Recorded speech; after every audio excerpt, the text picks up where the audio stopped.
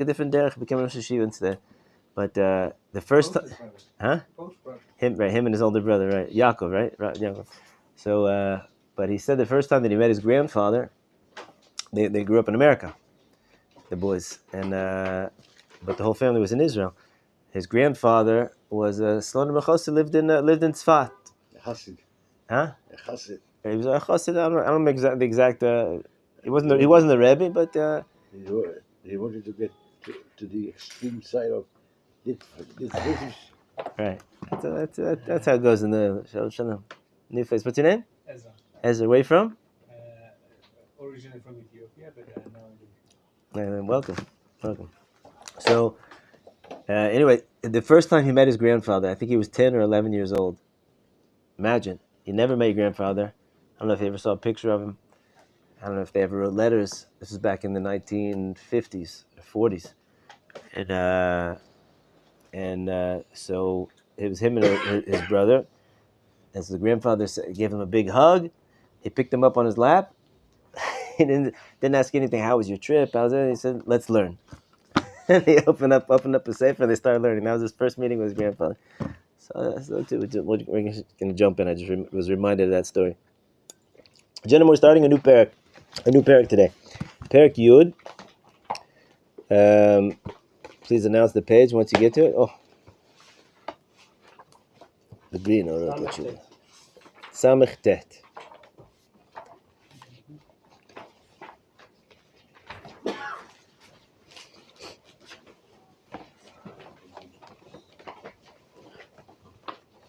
Mind if I have a tissue? I did. A tissue? Oh, sure.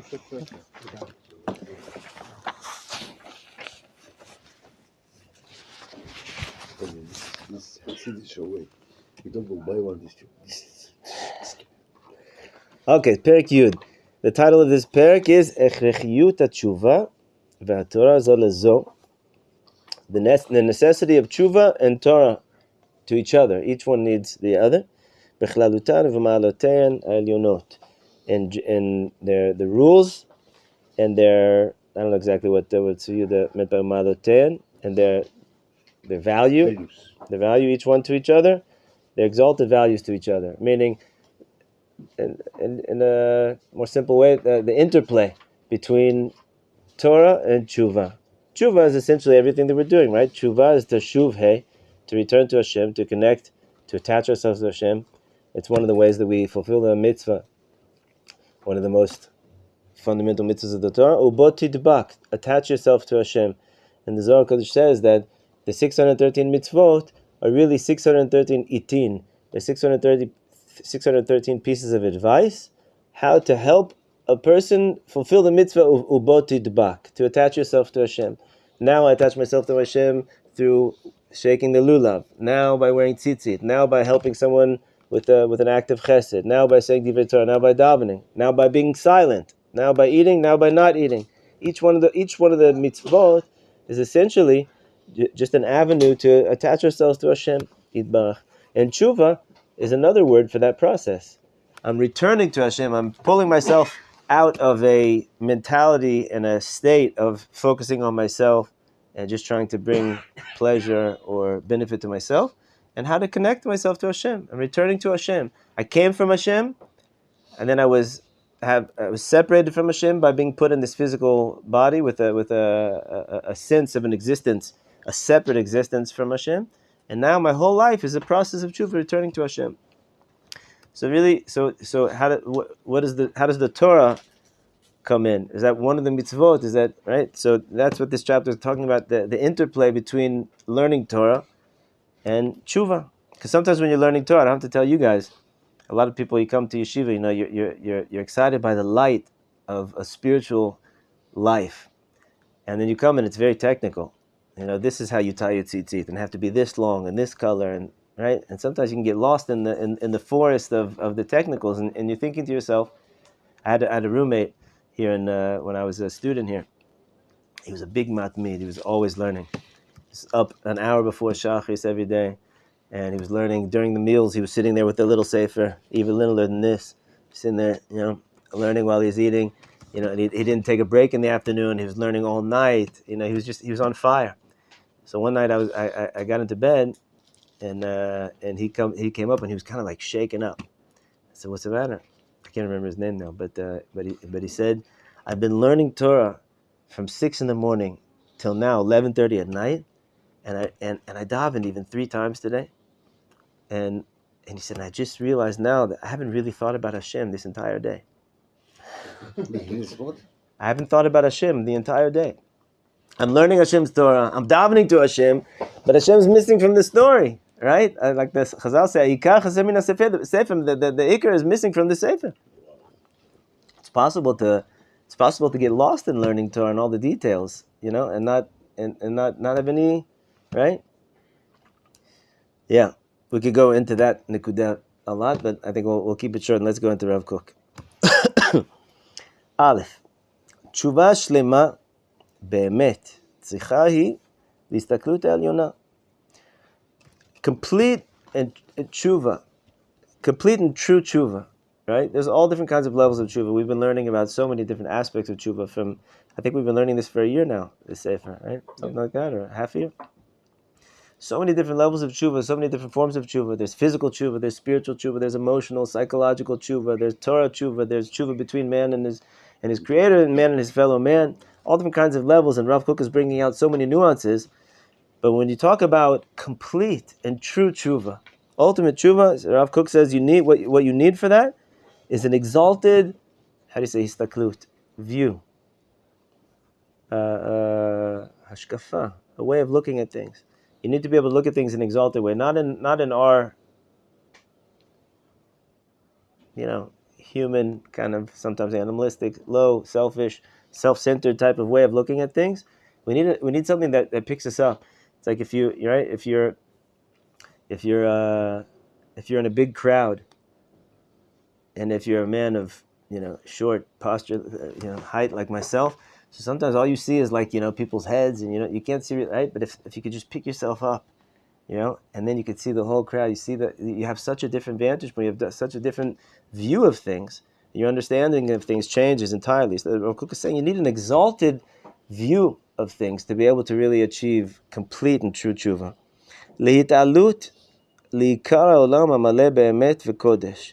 We need to elevate ourselves to the glory of a world that is filled with truth and with holiness, right? Which sounds very beautiful. We don't really know exactly what Kook is talking about yet. We'll understand as we go on. Meaning, when a fresh student of Torah and a fresh student of Judaism comes and starts to do tshuva, his understanding is very basic, right? Even if he's a very smart person, a brilliant human being, but his understanding of Torah is it's aleph based, right? Like some people talk about, if some people's Jewish education stops after kita bet, kita gimel, and then their view of God, even as an adult, is 60 years old, is still of a 8-year-old, 9-year-old boy's understanding of God. Their understanding of reward and punishment, their understanding of what we're doing in this world, right? If a person never continues his education and elevates his hashkafa about Torah, and he always remains on that very low level. It doesn't matter if he grew up, with years and with. There was a story actually. A man came to a town in Poland, and he entered the cemetery. I was on the player. This is 9-year-old guy. This is 6-year-old guy. The people die very early. No. It's not the age, the physical age. It's the spiritual age.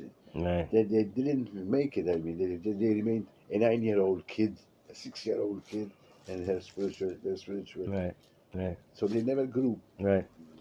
And it's true on every level of development of a person. A person can be a 100-year-old person who's extremely immature and has the same level of maturity of a 13-year-old or a 12-year-old, right? Or a 20-year-old, right? And a person could be a 16-year-old and have the maturity of a 100-year-old. I mean, not that 100-year-old, right? So, but here we're talking specifically about how we view a God, how we view our role here, right? It needs to be elevated. We need to have this. The Pius Rebbe talks about it. He says that if you're not constantly elevating your hashkafa, you're growing your hashkafa. Meaning, if you learn Derech Hashem from the Ramchal, your first year in yeshiva, and that's it. Now those are you just. It's not that that there's infinite depth to that sefer Derech Hashem, but you have to learn it again the next year and the next year and the next year, right? You have to. If you learn it at age 40, it should be different than the way you learned it at age 20, at age 25, right? And if you never learned it again, if you never come, so then you're still holding on to the same notions that you had back then the first time you learned it, but it has to keep on growing. Right? We learn Tanya. We learn the same. We learn. It's an amazing thing that the Torah we learn every year. We go through the entire Torah every year, right? And as you guys do it year after year, and you see the Rashis on the Parsha, you'll notice every year something stands out that you've never noticed before. You're 100% sure you've seen this Rashi 20 times, at least 30, 40 times in your life, but you never saw this point. Right? Because a different part of your neshama has changed and has grown, has become revealed, and now you need to be elevating your hashkafa all the time, learning more, getting more and more inspiration. Otherwise, it's impossible to keep on growing, and like Rav Kook says, it's impossible to have complete tshuva, true tshuva. So let's go back in. An older rabbi that he lesson in Rashi and Parasha. I said, I never saw this Rashi. You've been doing this Rashi for years. But this kind of Rashi, I never saw it. Right, exactly. It's a huge Rashi for me. Right. And that's also a good sign that if you have that experience, that's a good sign that you're growing. Yeah. Right? Okay, let's go back in. So how are you supposed to get yourself to this elevated place of hashkafa, of what's a good word for hashkafa? Worldview? Worldview, way of looking at things. There's another word, I don't know. But so how are you supposed to get there? How are you supposed to get to that? How are you supposed to not be underneath the crowd, but be pulling yourself up above to be able to see the whole, right? Why do we love to climb mountains? Right? So you can see the whole world, mamish, right? Be on the penthouse suite of a right? With the view that you have. How are you supposed to get there? Rav Kook says, "V'zeh i-efshar ki im al yedei esek ma'amkei haTorah v'chokhmah ha'elokit berazei olam." It's impossible to do that without the secrets of Torah. We have to go deep into the Torah, right? A Yid can't be a surface person. A Yid has to be a deep person, right? And if it's hard for you, some people are kind of more natural. That comes more natural to them, right? But if it comes hard, so he's got to push himself. We have to be going deeper. You have to be a deep person. That's what There's a disproportionate amount of Jews in therapy than there are in right. There's a lot of Jewish therapists out there. The world of psychology, right? It's pretty much started by Eden, right? There's a netiyah, there's an inclination to go deeper. If it's deeper into psychology, deeper into the nefesh, deeper in spirituality. The only way that you can get there is through learning the deeper parts of Torah. So sometimes people are a little bit nervous to work. There was once actually someone who left Yeshivat Mechon Meir. He said because Rabbi Micha is teaching Kabbalah, and he doesn't want to learn Kabbalah. I'm not trying to teach Kabbalah, but I'd love to teach Kabbalah. But I'm not sure we have to learn Kabbalah to be able to teach Kabbalah. But a person has to yearn for those parts of Torah. That's what we're talking about. Rav Kook is talking about Kabbalah right now. It's one of the deepest parts of Torah, which is the soul of the Torah. Each person, however they can get there, you don't jump in, and you don't just jump in without the proper preparation. First, you have to learn all different other parts of Torah, which Rav Kook is also going to speak about a little later. You have to learn other parts of Torah. You have to prepare yourself. You have to learn Chassidut. You have to learn Musar. Le'at, until you understand a little bit more, and you have to have a guide that brings you into the teacher. But the point is, meaning your first year in yeshiva, you shouldn't be learning the writings of the Arizal and the Ramah. But you should yearn for those parts of Torah, because that's going to give you the view, that's going to give you the worldview, the hashkafa, that's going to allow you to ultimately to be as close to Hashem as possible. And you can't really get there without those parts of Torah. So it's true that many tzaddikim, Rav Kook as one of them, by the way, Rav Kook's yahrzeit is tonight. So we're going to learn these words as a hakdama, as a preparation for as we go into the yahrzeit. But Rav Kook was one of these masters of Kabbalah who distilled these deep concepts, and he very rarely refers to where he's drawing his sources from, right? But someone recently put out a book that shows all of where Rav Kook's teachings, where they were based on the Arizal and the Ramak, but I think just the Arizal, I'm not sure. But the point is, he distilled it in a way that it's understandable, it's usable for each one of us. Rav Kook's Rabbi in Kabbalah was, you guys heard of Rav Elyashiv? Rav Elyashiv was one of the great Poskei Ador. He passed away about 10 years ago. His grandfather was wrote a sefer called the Leshem. He was a great Lithuanian Kabbalist, great Kabbalist, and he said the following about Rav Kook, his student. He said, in Kabbalah, there's different worlds. There's the world of the Arizal. There's the world of the Ramak. There's the world of Rabbi Shimon Bar Yochai and the Zohar.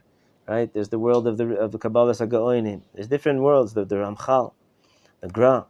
He said each one of them is an entire world, and to spend your entire lifetime familiarizing yourself with one of those worlds is a lifetime achievement. It's an amazing thing. And he said, our friend the Kohen, referring to Rav Kook, his student, he said he walks in between these worlds with such familiarity as we walk in between the doors of our house into the different rooms of our house. That's what he said about Rav Kook. But Rav Kook, in any of his works, I don't think I've ever seen an actual quotation from the Arizal, the Ramak, maybe from the Zohar I've seen, but that's it. That's all you get. Right? He distilled it. He gave it over to us in a way that we can understand it a little bit. So that's where we begin. Back inside. Omnam tzrichim lazen lenikayon gufani, but and now Rav Kook says, but don't just think that you could just jump into the teachings of Kabbalah without the proper preparation. What is the proper preparation? He says, for this you need first physical cleansing. Right? Your body needs to be cleansed. What is that? What do you guys think that means? Huh? Mikveh? Netilat Yadayim. That's interesting. Netilat Yadayim. Kabbalists and tzaddikim are extremely careful about Netilat Yadayim. Matter of fact, I just read that when the Baba Sali, when he left Morocco, he was in Paris for like a year or something. And there was a Rebbe, there was a the Pshut Bod that came. He wanted to see him, the son-in-law of the Rebbe, and he asked his father-in-law. He said, "I want permission to go meet this Sephardi Chacham." Baba Sali wasn't known yet at that time, and he said he said he gave him a couple of things to check to see if he's a real tzaddik. He said one is if he's very careful about Netilat Yadayim. The tzaddikim were very careful about Netilat Yadayim. What else do you guys think to cleanse your goof? Nikayon gufani, to clean your physical cleansing, as a preparation to learning the deeper parts of Torah. Stop eating McDonald's, maybe. I don't know. No offense. Any McDonald's lovers out there? Right? Huh? Higher level kashrut in general. Kashrut. Right. Right. That your physical existence is you're living a pure life. All these things. Rav Kook at the very beginning of the sefer, the very first level of tshuva is tshuva gufanit, not putting poison in our body, treating our bodies with respect. This is the kli that Hashem gave me to go around in this world, and that my physical existence should be one of avodat Hashem as well, right? Right. Okay. So first you need also, interestingly enough, clean clothes. Clean clothes. The Rav Chaim Vital writes in Sefer Shari Kedusha, which is basically, as he writes in the introduction there, it's a guidebook how to achieve Ruach HaKodesh. Right? Person wants divine inspiration, Shari Kedusha. So and one of the things that he writes over there, at the very end, after he's purified his midot and everything, etc., he says, and now you should sit in a room. He gives a whole instruction of a meditation to do to prepare yourself for receiving Ruach HaKodesh. And he says, make sure that your clothes are clean and your body is clean. Right? You think it's a big deal. And the Gemara says if a Talmid Chacham goes walking out with a stain on his shirt, it's a very big punishment for him. He's representing God in this world. He has to be clean, right? So that's nikayon gufani. Litara midatit. He has to purify his midot. These are all these are preparations for learning the deeper parts of Torah. Tara midatit. He has to purify his midot, his character traits, his speech, his behavior with other people, his relationships.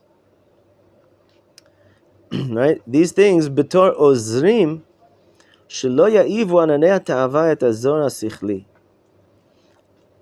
All these things, purifying his body, purifying his midot, right? Softening himself, making himself a vessel, a receptacle that can receive the light of Kabbalah. Because you guys understand, learning the deeper parts of Torah Kabbalah. Think about the name. Why is it called Kabbalah? Receiving. It's not about learning technical. It's not like just like my friend that learned the whole day Torah and forgot to think about God the whole day. A person can learn Kabbalah and he's like learning, math or microbiology or whatever it is. It can be very, very technical, but that's not what Kabbalah is about at all. Kabbalah is about receiving godly light. It's about receiving inspiration from above, and this form of learning, the deeper parts of Torah, is what allows us to receive that light. But for you to be a clear receptacle that light can have a place to go, that can actually settle there and be there. So these are the things you have to do. But Torah Zima, says Rav Kook, they help you in order that the clouds of ta'ava, of lust and desires of this world shouldn't block your soul from receiving that zohar sichli, that spiritual glow from above. Does that make sense, everything I just said? Yeah? Your soul is ultimately the kli, is ultimately the vessel to receive the light of God. Receiving the light of God means a feeling, an experience of divine clarity, closeness, right? Elevation. And in order for your soul to experience that and for you to feel it and for it to be healthy in the right way, so your body has to be pure, your midot, your character traits have to be pure, right? As much as you can, in order that you can receive that and experience it. And the way that you actually plug into that you tap it, is through learning the deeper parts of Torah. Okay. אבל ראשית לכל ההופעות מוכרחת לבוא התורה. But before any type of divine inspiration and clarity, the first thing, it has to be Torah. Meaning learning how to say modani, learning how to say asher yatzar, learning how to tie tzitzit, right? What's kosher food? What makes, how can you put the food on the blech on Shabbos? Can you not put it on the blech? All these things that they seem so technical, not just halacha, I specifically said halacha, but all parts of Torah. Learning the stories of Avraham, Yitzchak, and Yaakov, learning the Midrash, all the different parts of Torah. You just need a shefa of Torah before you can even begin to allow that deeper light to come in. V'davka Torah Elyona, sherak hi mishaberet et kol mechitzot habarzel sheben ha'adam hayachid v'hatzibur leben aviyem shebashamayim. And more specifically, the exalted Torah, the deeper parts of Torah, right? Because that has the power to break all the, how do you say mechitzot, the partitions, the blocks between a man, an individual man, and all of Am Yisrael, between us and Hashem Yitbarach, right? I'm gonna ask a question. So, say if a person is not fix his midot, like he has like good midot, but it's not like refining it. Does that mean that I'm trying to conceal the tunnel that from Hashem? That you're trying to conceal it? Yeah, it's like narrowing the tunnel. Right. I would say it's more like when this might be funny, but when my 12-year-old daughter says, "Abba, I know how to drive. Give me the keys of the car. I'll drive the car." Sometimes we joke, I'm tired. I said, "You drive." She says, "No problem." She said, "No, really, I know how to drive. Right? I know how to drive." Right?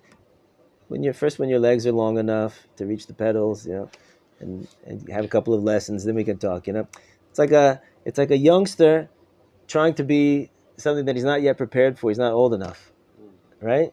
When a boy is learning martial arts, and the first day of class he already wants to do whatever. I don't know anything about martial arts. I don't know if that was such a good martial, but just wait. You have a long process of learning, right? You'll get there.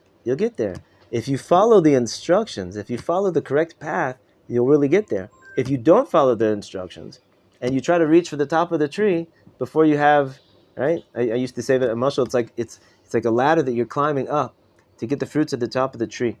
But it's not a ladder that's already built. It's a ladder that you built as you climb. And each step, you put the next rung in the ladder, right? So if you try to climb all the way to the fruit because you want that fruit, because the fruit's so exciting for you, right? So it's good that you want that fruit. It's healthy that you want that fruit, but you have to take it one step at a time. So it means like I have Otherwise, to, you fall down to the bottom. I have to fully open everything, and then after that I can study. Right. As long as it's not refined, I cannot. You can start. You can start to dabble. As a matter of fact, this is a perfect question for the following story. There was a machloket in Chassidut, in the third generation of tzaddikim. There was the Balatanya, right, the Alter Rebbe of Chabad. He was teaching tremendously deep secrets of Torah, and in Chabad, it's like like that's what Chassidut is. You teach the deepest stuff. But in a lot of other circles of Chassidut, they weren't teaching. It was just to the closest students, right? And it wasn't as much. And there's a major machloket between the Balatanya and Rabbi Menachem Mendel de Vitebsk. The famous story that they were actually walking down the street, and they were having this argument. And so the story goes, they were having this argument. And Menachem Mendel de Vitebsk was saying, when you take the deepest secrets of the Torah and you spread them out so openly, and people are not prepared for them, so they can it could be a what do you call it, zilzul, bizayon, it could be a disgrace for you're taking like the greatest, right? So as they were having this talk, they saw a piece of paper on the ground, like a page that had fallen out of a book, and they picked it up, and it was some of the teachings of the Arizal. It fallen out of a book, and Rabbi Menachem Mendel Vitebsk started to cry. And he said, "You see, this is a sign from heaven that the holiest of our teachings is on the floor in the street. It's on the ground in the street." So the Baal Tanya told him a mashal. He said there was a king that had a son, and the son was very sick, and he was on his deathbed. He had lost consciousness. He hadn't eaten or drinking anything, and they brought in all the doctors, and nobody could help him. And finally, a doctor came from a very far away place. And he said, there's only one thing that might be able to save your son, and I'm not sure that it can save him, but it's the only chance that you have. It's to take the diamond on the king's crown and to crush it up into powder, mix it with water, and to try to put some in his mouth. So the minister said to the king, he hasn't eaten or drinking anything for weeks. There's no way he's not going to be able to put it in. You put it in his mouth, it's going to fall out. How can we take the king's the crown jewel and put in and disgrace it like this? And the king said, "What are you talking about? If there's a chance that this can give my son life, take the highest crown, take the highest jewels, and put it and do it." And so they did it. So he said, "That's what it is. The Kabbalah, the deepest parts of the teaching, that's Hashem's crown jewel. Right now, Am Yisrael is so sick.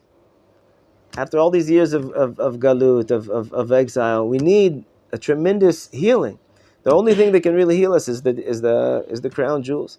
So even though you put it in his mouth, 90% of it is going to fall out, right? And there it went.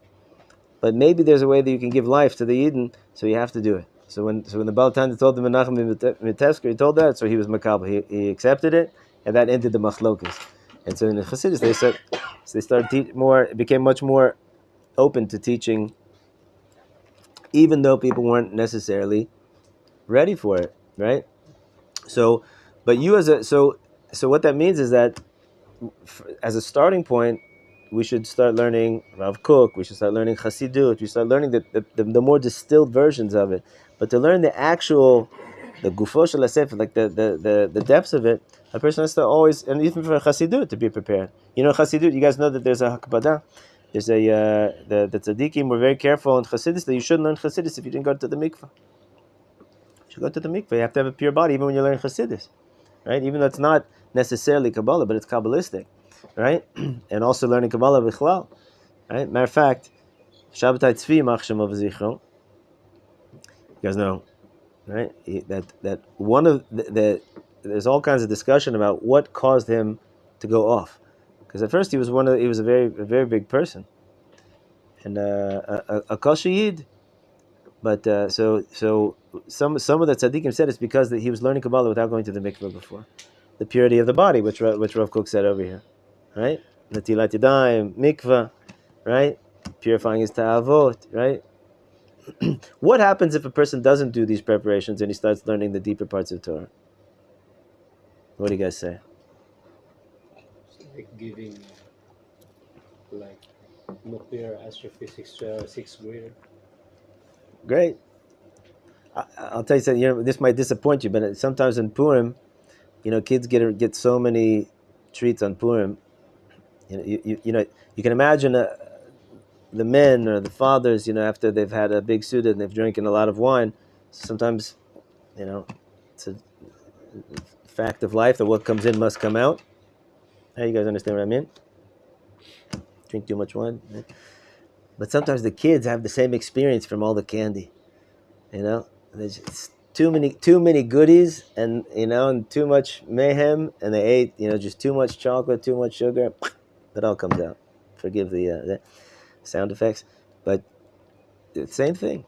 If a person drinks in those deeper parts of Torah without the preparation, it can first of all, it can lead to not good places spiritually, right?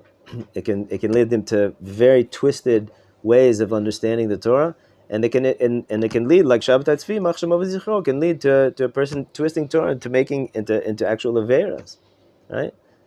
It's a dangerous thing.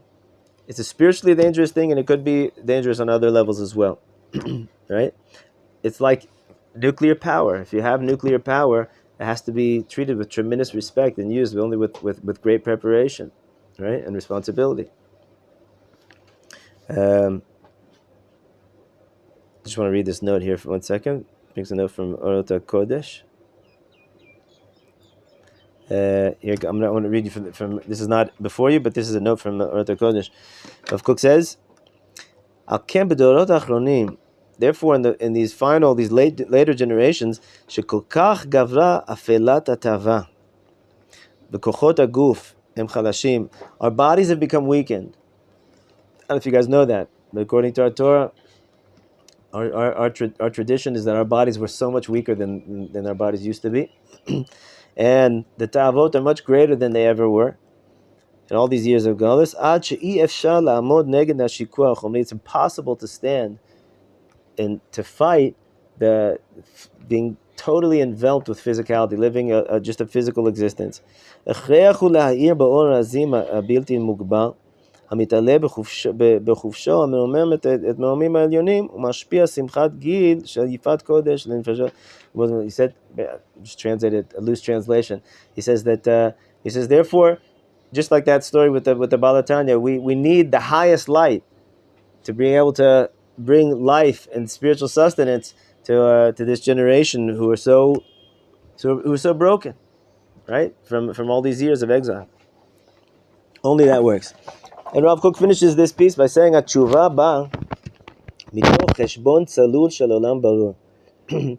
Tshuva comes from when a person is thinking clearly, right? You guys know in Israel, when teenagers do something that like very teenagery, like without their mind. I think I've told you guys that developmentally, when a person is 15, 16 years old, they only have 50-60% of their physical brain is actually there. The brain keeps growing until the person's around 23, 24 years old, right? So they literally have like close to half a brain, right? But they think that they know everything, and they do all kinds of, things, cause tsar to their parents, but they think that they're thinking clearly, right? So in Hebrew they call it tipeshes. How old? They call it if he's 16, 17, is he 16, 17? They call him tipeshes. You guys understand what that means, right? Tipesh means the opposite of smart, right? So if you want to do tshuva, but a lot of times teenagers have, not just teenagers. I'm just picking on teenagers because there's none of them here with us right now. But We have one. huh? I'm still waiting to, but Tipesh says it's a way of being. It's not because of the age, right? I could be a 40-year-old Tipesh also, but But the point is that sometimes teenagers do think, like, they're not thinking about the future. They're doing something that it's clear that they were only thinking about this moment, and what might happen 2 moments from now, like, just wasn't on their radar at all. Or they might have things that are so, how do you call it, stira, contradictions, just blaring contradictions in their life. Not just teenagers. A lot of people have blaring contradictions in their life, and they never saw it. It's like a blind spot. They don't even see it. How is it that they don't see it? There's a lack of clarity there, right? Tshuva is straightening out all the contradictions in our life. It's unifying all the aspects of my life, all the parts of my life, every moment of my life, my thoughts, my speech, my actions, my past, my present, and my future, unifying it all to Hashem Yidmach, right? So to do that, I need clarity. I need clarity because this world is very confusing, right? There's no way to do that without moment of clarity. That's why Rav Kook says, when not Rav Kook, the Rambam. Rambam says that tshuva, he also talks about in like nevuah, is like a moment of a flash of lightning. Sorry, the Rambam talks about this like a nevuah, and Rav Kook talks about this as tshuva. It's like a flash. You're in a dark forest, and there's a flash, a lightning flash. Everything lights up for that moment. You see everything clearly, right? When the light stops, when the lightning finishes, it go back to the dark. But at least you have the path a little bit clarified before you. So that's what tshuva is. So it says a person needs dat salul, cheshbon salul, needs a clear mind to be able to be able to see a clear world. This world is called Alma de Shikra, the world of lies. It's also called Alma de Piruda, the world of separation, right? We don't see things clearly in this world. To be able to really to align yourself with tshuva, you have to have clear vision. The way you get that, Rav Kook says, "V'hi mivareret ba'atzma umatzlelet bekocha et ha'olam." And then well, this is the reason why this continuation of the first paragraph is because it comes through Torah. As much as you know, your job in this world is to attach yourself to Hashem. You can have somebody that's has nothing to do with Judaism, nothing to do with Torah, nothing to do with being a kind, moral person, and he wants to get close to Hashem. Right? And he also thinks he's doing it. Right? What's the difference between me and him? Right? If you ask him what drives you in the morning, I just want to be close to the Creator of the world. Right? You ask me what's driving me, same answer. And our paths are so different. How do I know that my path is better, is more correct, is clear? Maybe he sees things clearly. Right? The only way is through Torah. HaKadosh Baruch Hu gave us the Torah. The Torah is the path. He's the one that we're trying to get close to. He's the one that gave us the guidebook, right? And therefore, no matter what stage you are in life, no matter where you are, from beginner to advanced and whatever levels, you always need to be plugging your mind and your soul into the Torah, because that's what's going to give you that clarity. And when you have that clarity, he says, that cheshbon, that clear cheshbon, that clear accounting that he makes with himself, it itself clarifies ba'atzma. It clarifies the world. Umatzlelet. It crystallizes and clarifies bekocha et haolam. It clarifies the world itself. Meaning, I think it's the Alter Rebbe says that every person is born a good person. He wants to be good because there is ruach shtut. It's kind of evil inclination that makes a man behave stupid. right? So That's a good. The big challenge of overcoming that ruach shtut. Yeah. The Gemara says that ein adam choyta ela shenichnas luach shtut bo kodim. Person, momentary insanity is what causes us to sin, right? The point that Rav Kook is saying here is that to really achieve that connection with Hashem that we're trying, we can't just do it from our own vantage point, from our own understanding of things. We need an elevated understanding of things. Elevated means above ourselves, right? We need to be picked up out of our own mind, out of our own limitations, to be able to see a world that's much bigger, to be able to see Hashem that's much bigger, right? than than our perceptions of him are, right? And therefore, that's why, remember, way back at the beginning, like 3 sentences ago, Rav Kook said that the title actually of this chapter is the Torah. Tshuva needs Torah. You can't achieve that Torah without that elevation, and you need to be picked up. You need all the preparation to be able to learn those parts of Torah, right? But once he does that, and this is the last point in this piece, once he does that, if you're a person that you're doing it properly, right? You purify yourself. You go right. You listen to the Rebbe. You listen to the teacher. You listen to the guide who says step by step. First do this, right, and then you'll elevate, right? I'll tell you guys a personal story. When I was years ago when I was learning with one of my teachers. He was a great teacher, a great master of all different worlds of Kabbalah, and we used to have a shiur. It was a private shiur.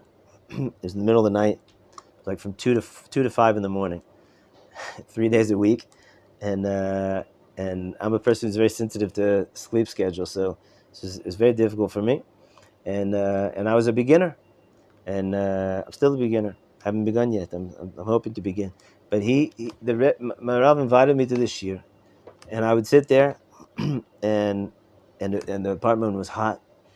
It was the middle of the night, and I was exhausted, and I didn't understand what was flying there.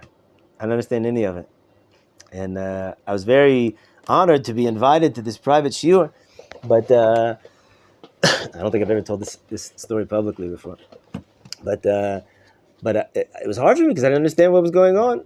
So after a couple of months, I imagine 3 hours at a time, 3 nights a week, nothing. It was like in one ear, out the other, right? So I said to the Rabbi, I came up with the whole plan. He had given me a sefer earlier, introductions, books of introductions. So I said, Rav, if the Rav agrees, I think I'll take a month, and I'll take a month, maybe 2 months, to not come to the shiur, and I'll learn this sefer that the Rav gave me a couple times until I feel like I really have it. That way I can feel like I can understand, because I'm sitting there, I'm not understanding anything. So you'll never believe what he told me. It sounds like a good plan, right? Right? According to my peanut brain, the Rav had other plans for me. Did he agree with you? Huh? Not at all. He said, Micha, do you think that I invited you to this shiur because I thought that you were going to understand something?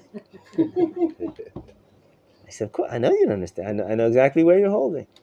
He said, the reason why I invited you to this shiur because I want you to learn how to receive. I want you to learn how to receive Torah even when you don't understand it. And if you don't understand, that's okay. You don't have to get worried, and you don't have to feel. Sit there. I want you to learn. It's a different. It comes into a different channel than the intellect, right? They're the intellect where we understand. We can define things. I can give it back over. I can process it. It goes into it. It's a different pipeline, bichlal, right? So he said, my goal for you this year was to sit there, to not understand anything until it softens your ability to learn how to receive Torah, the deeper parts of Torah. Had the same problem. So it was amazing. It was a watershed moment for me. I can't say that I learned anything how to actually receive, but just understanding that concept that there's such a way. That's what you had to learn. So yeah. Biduk. I had the same thing with Tanya. With Tanya. So I said to her, I'm not coming again. It's finished. You have to continue coming again. Don't understand nothing. Nicht. Today, I don't know how I am, but somebody will, oh, you're a professor of Tanya. The professor of Tanya. It's a new title. Bezat Hashem. I give you guys all the bracha that we should all learn how to receive, and to learn these parts of Torah, and Bezat Hashem.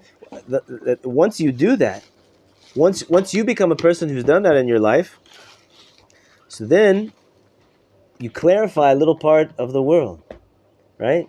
You see, people look at you, and just like when you look in Rav Kook, and all of a sudden, like a whole vista becomes open to you, right? That wasn't there before. There's no way you could have seen before.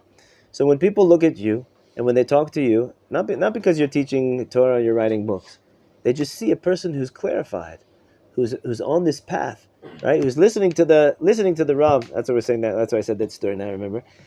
Listening to going down the proper path, not trying to jump levels, right? But yes, pushing themselves forward, right? Not holding back and just waiting for something else to happen. Pushing themselves forward, and the way they see that, the world itself becomes clarified through you, becomes purified through you, and people see that and they say, "I want some of that. I would like to be a part of that." Right? That's why people are so in love with tzaddikim and chachomim, right? I mean, if you guys have ever seen how Am Yisrael is just crazy about tzaddikim, right? How they just want to be a part of it. They just want to, right? Rav Kook, there's a story. Rav Kook's mother came from a Chabad family, and his uncle or his grandfather came back once from Lubavitch. He was in Chabad in Shabbos by the Rebbe, by the Tzemach Tzedek, and he came back with a piece of cloth. And what was this piece of cloth?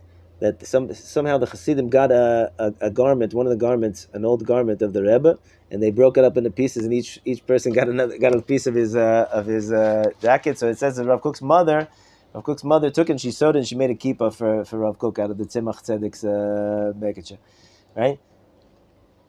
Beketcha, I don't see anybody, where do you see that? I don't know, in the world, you just want to get close to these tzaddikim. It's not just like this, like idolizing these people, lahavdil, like people do, musicians and celebrities, right? We want to be close to that clarity because I want that clarity for myself. I want that closeness with Hashem. I want that elevation. I want that purity, that godliness, right? You see the godliness on them. You see the Shekhinah dwelling on them, and you want a piece of that.